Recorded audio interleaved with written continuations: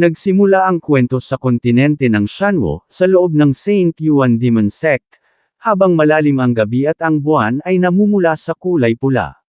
Sa loob ng silid na puno ng mga dekorasyong kadena at mga bungong nakasabit, ang mga kandila ay nagliliwanag ng madilim na lilang liwanag. Nakahiga sa kama ang bida. Nakagapos ang kanyang mga kamay. Patuloy siyang nagmamakaawa sa tinatawag niyang senior sister na pakawalan siya. Ngunit ang babaeng fox na nakapatong sa kanya ay hindi siya hinayaang makawala. Ngumiti ito at tumawa ng may pananabik, saka siya tinawag na asawa at sinabing ngayon ang mismong araw ng kanilang kasal. May puso raw ba siyang iwan ang kanyang kukumbine, mag-isa sa isang walang lamang silid.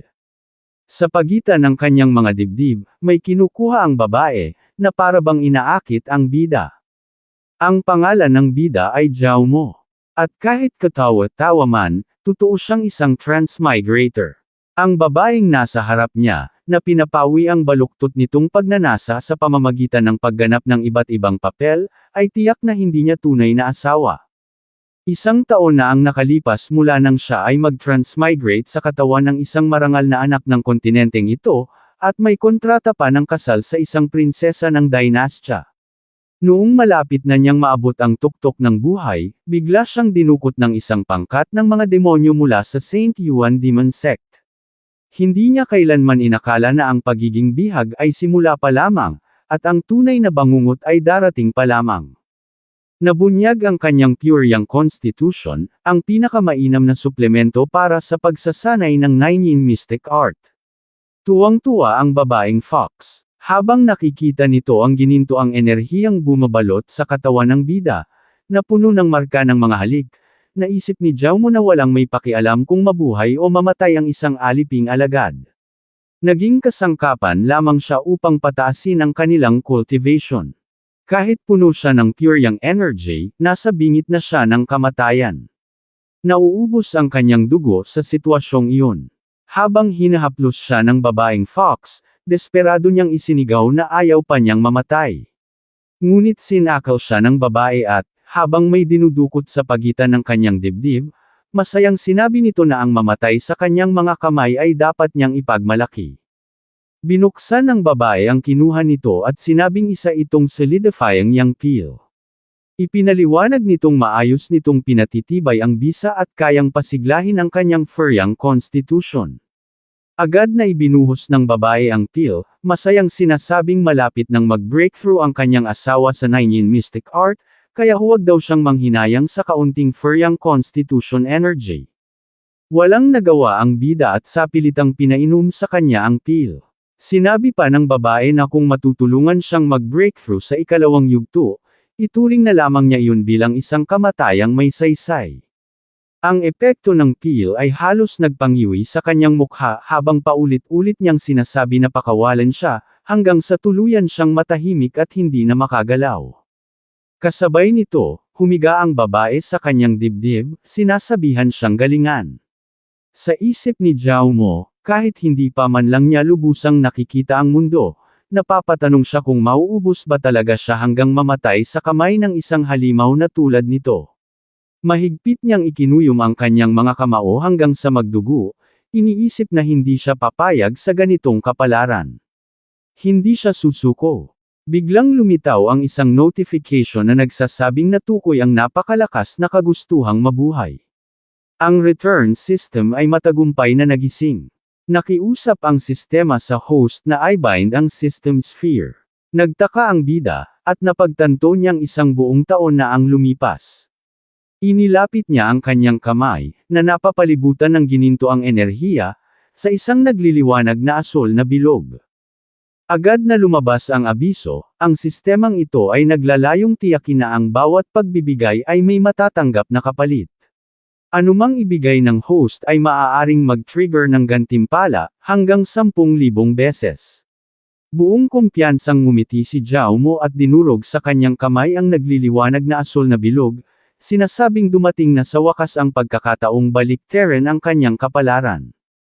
Matagumpay ang binding. Lumabas ang abiso na huli nang natanggap ng host ang sistema kaya nagbigay ito ng kompensasyon. Ang unang pagbabalik ay garantisadong 10,000 beses na gantimpala.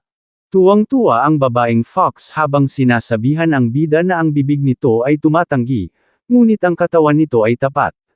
Napangiti si Jaumo at napamura sa kanyang isipan. Isinantabi niya ang dignidad upang mabuhay sa sekta bilang servant disciple. Tinanggal niya ang tali sa kanyang leeg at buong tapang na sinabi sa babaeng fox na isasatisfy niya ito ngayon din. Nagulat ang babaeng fox. Nang tumayo ang bida at hawakan siya sa mga balikat, siya naman ang pumaibabaw, isang katanungan ang hindi maalis sa isip ng bida, kung bakit hindi siya pinapakawalan ng mga taong ito.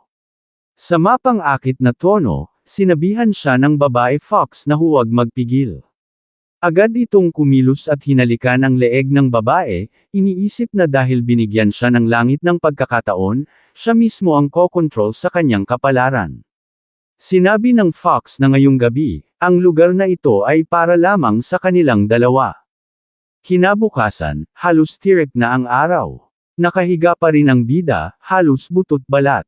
Tumayo ang babaeng fox sa kanyang tabi, inuunat ang katawan at masayang kamakawag ang buntot. Sinabi nitong kahit kaunti lamang ang furryang power na ibinigay nito, hindi naman masama ang performance niya kagabi. Nagpalit ito ng anyo bilang tao at sinabing sayang ang mga solidifying yang kill, kung mabubuhay pa siya, hahanapin niya ito ulit para sa mas masayang laro. Dahil sa sobrang pagod at panghihina, hindi na nakapagsalita ang bida at napangisi na lamang sa inis.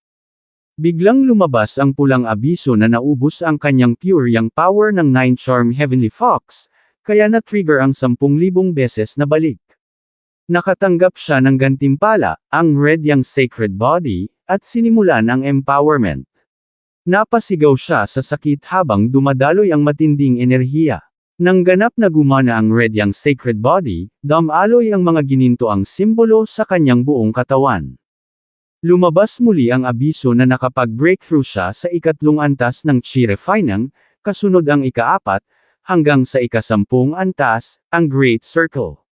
Habang napapalibutan ng ginintoang enerhiya at mga marka ang kanyang katawan, napapatanong siya kung ito ba ang lakas ng isang sacred body.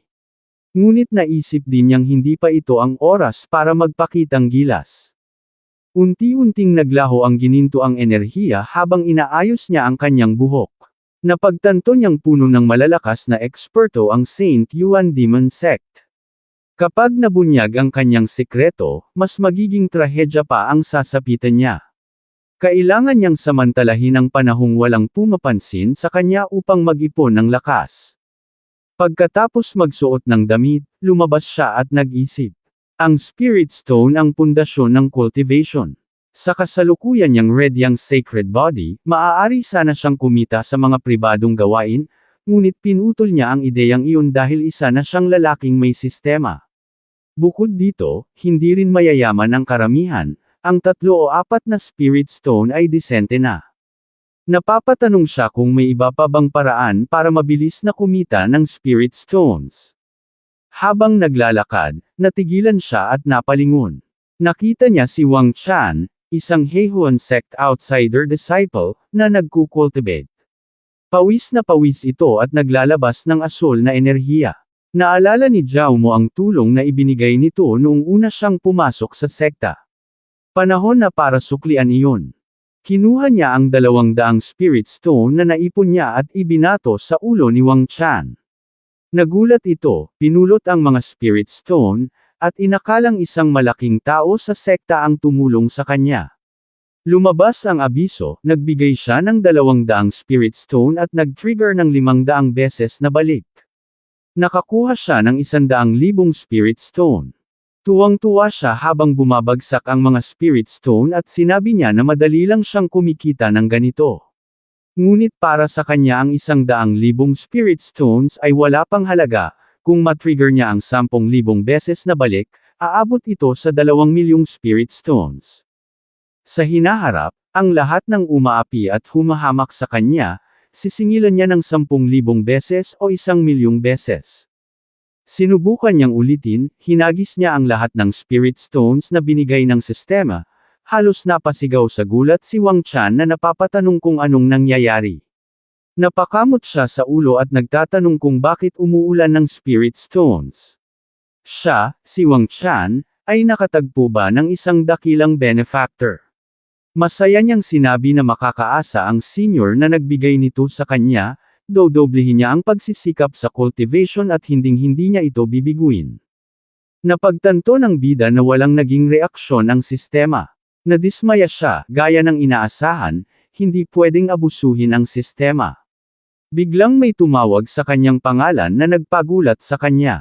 Isang babaeng may hawak na mahabang espada ang tumambad sa kanya, nagtatanong kung hindi pa pala siya patay. Biglang tumulim ang tingin ni Zhao Mo.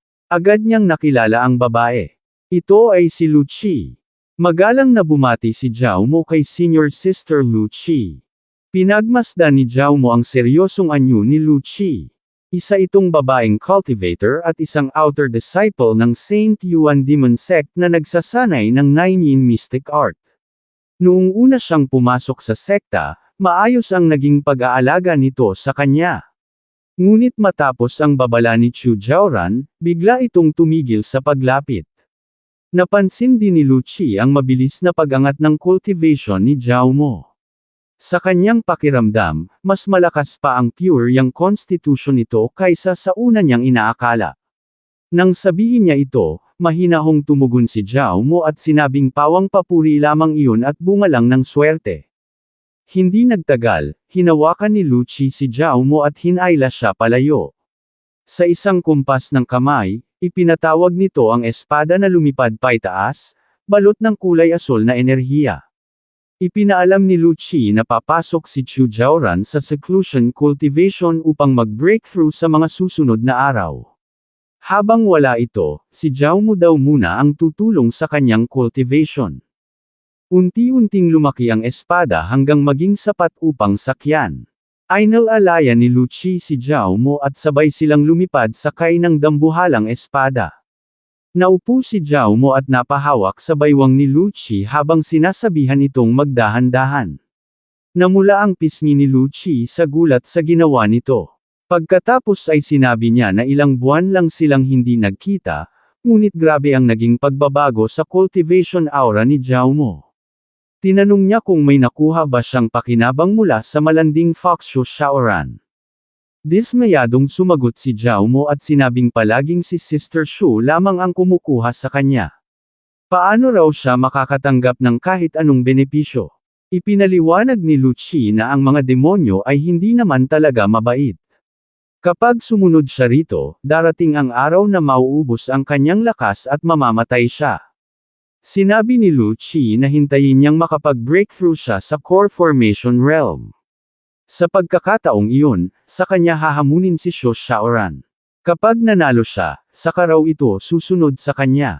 Nang marinig iyon ni Zhao Mo, agad siyang yamakap ng mahigpit sa baywang ni Lu Qi at sinabing kung ganoon, aasa siya sa pag-aaruga ni Senior Sister Lu Qi.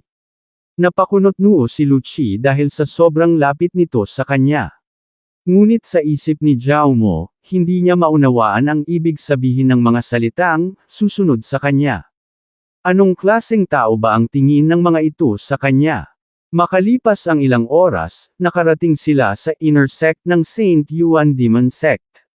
Pagpasok nila sa isang silid, sinabi ni Lu Qi na malapit na siyang mag-breakthrough sa core formation realm.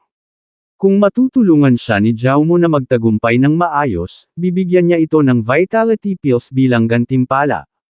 Inutusan niya itong umupo muna habang siya ay maliligo. Napangiti si Zhao Mo sa kanyang narinig at tila may naisip na balak. Sa loob ng paliguan, dahan-daang inalis ni Lu Qi ang kanyang damit at lumublob sa maligamgam na tubig na may mga talulot ng bulaklak. Napahinga siya ng malalim, iniisip na walang makakapigil sa kanya ngayon at siguradong magiging maayos ang lahat. Ang mainit na tubig ay nagbigay ginhawa sa kanyang katawan. Ngunit nagulat siya nang biglang lumitaw sa kanyang likuran si Zhao Mo, nakangiting nagtatanong kung ano ang tinutukoy niyang siguradong mangyayari.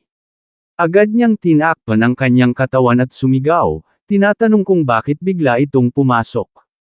Sinabi ni Zhao Mo na mahalaga ang oras at mas mabilis kung sabay silang maliligo. Pagkalublab niya sa tubig, agad niyang hinayla si Lucci at marahang sinabi na kung ganoon, magsimula na sila. Hindi na ito nakapagsalita. Namula na lamang ang kanyang mga pisngi habang nakatingin kay Zhao Mo.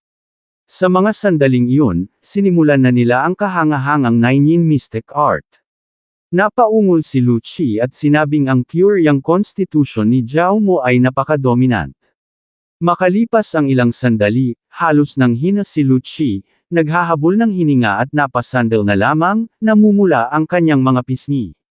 Sinabi ni Zhao Mo na hindi niya inaasahang si Senior Sister Lucci ay nagsasanay ng Nine Yin Mystic Art, ngunit agad siyang pinutol ni Lucci at sinabing sapat na ang nalaman niya at huwag na niyang banggitin pa ito ng malakas. Agad namang sumang-ayon si Zhao Mo. May lungkot sa kanyang tinig nang sabihin ni Lucci na siya ay ikakasal na sa susunod na buwan.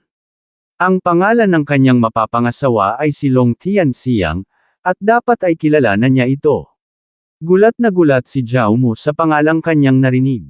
Nagngit-ngit sa galit si Zhao Mo, dahil alam niyang nag-breakthrough si Long Tianxiang sa Nascent Soul Realm bago pa mag-30 taong gulang at kinikilalang isang supremong henyo na hindi pa nakikita sa Saint Yuan Demon Sect sa loob ng 1,000 taon. Bukod pa rito, siya mismo ang nakaunawa ng Sword Intent at isa siyang makapangyarihang eksperto sa listahan ng Heaven's Pride.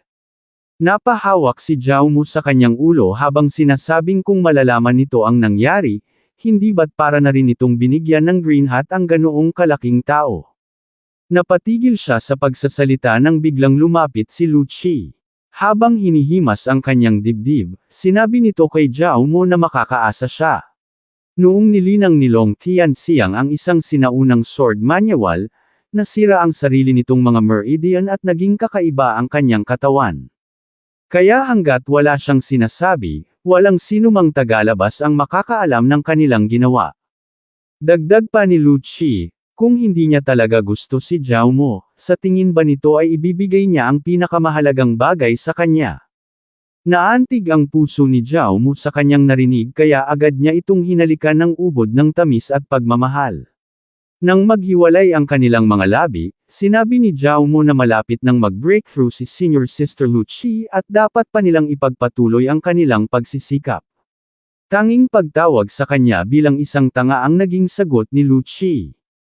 Kinaumagahan, matapos ang kanilang pagsisikap, halos pagod na pagod si Lucci at mahimbing na natulog.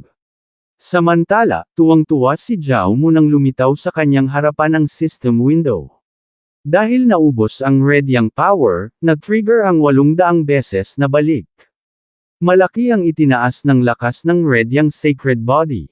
Muling damaloy ang gintong enerhiya at mga simbolo sa kanyang buong katawan. Kasunod nito ang isang abiso na binabati siya sa pag-breakthrough sa Foundation Establishment Stage. Masaya niyang inisip na sa maikling panahon ay nalampasan na niya ang hangganan ng Foundation Establishment Realm.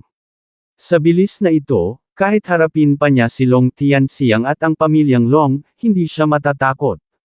Bahagya siyang napatingin sa natutulog pa ring sexing katawan ni Lucci. May naisip siya kaya nilapitan niya ito, marahang ginising at hiningi ang kanyang gantimpala. Agad niya itong iniabot habang sinasabing sobra siyang kahanga-hanga at halos hindi niya kinaya kaya kailangan pa niyang magpahinga. Binuksan ni Zhao Mo ang lalagyan at nakita ang 10 vitality pills. Masaya niyang sinabi na tunay na mapagbigay si Senior Sister Lucci. Dahil kailangan din niyang magbigay ng pills, bakit pa siya maghahanap sa malayo kung nandito na ang kanyang target? Kumuha siya ng isang vitality pill at marahang isinubo sa bibig ng natutulog na si Lucci. Ilang sandali lang, lumabas ang abiso na nagbigay siya ng second-grade vitality pill kaya na-trigger ang 30 beses na balik, at nakakuha siya ng third-grade vitality pill. Nagtaka si Zhao Mo kung bakit 30 lamang ang balik. Hindi ito maganda para sa kanya. Ngunit napangiti siya habang tinitingnan ang natitirang 9 na pills dahil mayroon pa siyang 9 na pagkakataon. Hindi man 10,000 beses, kahit 1,000 beses na balik ay sapat na para sa kanya. Muli niyang ibinigay ang mga pills sa natutulog pa ring si Lucci. Lumabas ang abiso na nagbigay siya ng second-grade vitality pill na nag-trigger ng 3,000 beses na balik. Namangha si Zhao Mo nang makita ang gintong enerhiyang lumalabas sa katawan ni Lu Qi na mahimbing pa ring natutulog. Kasunod nito ang paglitaw sa kanyang palad ng isang gintong pill na napapalibutan ng berdeng enerhiya. Halos mapangiti siya sa kanyang nakita. Lumabas ang abiso na nakuha niya ang 7th grade Mero Cleansing Pill. Ito na po nagtatapos ang ating kabanata. Abangan ang mga susunod pa nating upload. Huwag din kakalimutang mag-like, share, subscribe at i-click ang notification bell para lagi kayong updated sa mga susunod pa nating mga video.